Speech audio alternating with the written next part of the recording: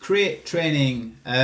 So the number one thing that people should know about crate training is that it's not cruel, it's not horrible, it's not evil, which a lot of people would like to think.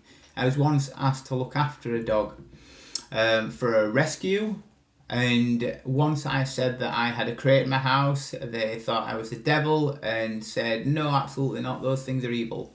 Now, they can be used in horrible ways, just like anything. So if you throw your dog in your crate, lock it and don't open it all day, you're probably a bad person.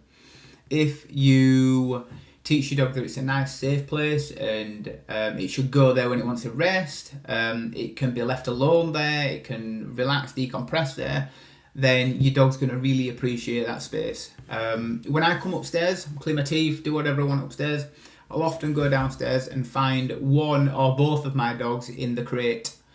I've not asked them to do it, they just find it a really nice relaxing place to be.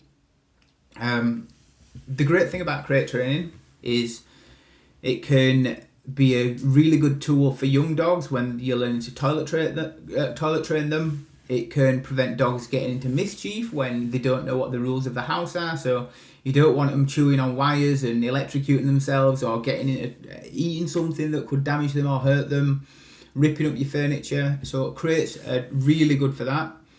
They're also good for nervous dogs. So my mother-in-law, her dog came, very nervous, shy dog. The first thing it did when it came in the house, it ran and it went into the crate, and that was its safe place. It just wanted to be there naturally. It felt safe in there.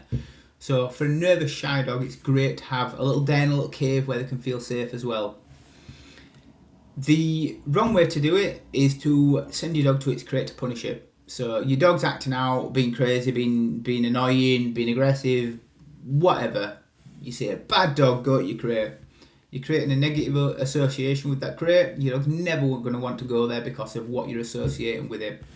The way to do it is put the dog's breakfast, dinner, lunch, if you give it lunch, put it in the crate.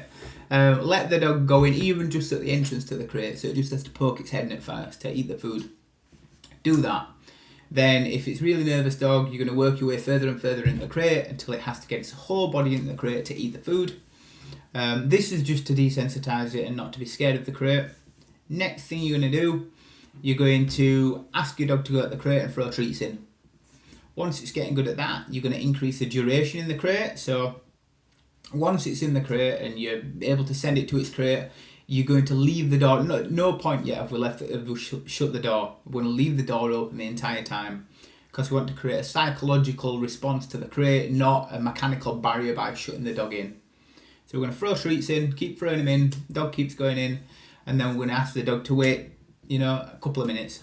Might have to start off with 10 seconds, 20 seconds, 30 seconds, but I normally tell people, put the kettle on, ask the dog to stay in the crate, keep putting it back while the kettle's boiling, and then you're going to build up to them staying in there while the kettle's boiling. Next step, have your brew, have your drink, have your coffee. You're going to sit there, drink your coffee, your dog's going to stay there. Eventually, it's not going to bother getting back out. It's going to do a big sigh, it's going to go, act like it's fed up, and it's going to stay in its crate.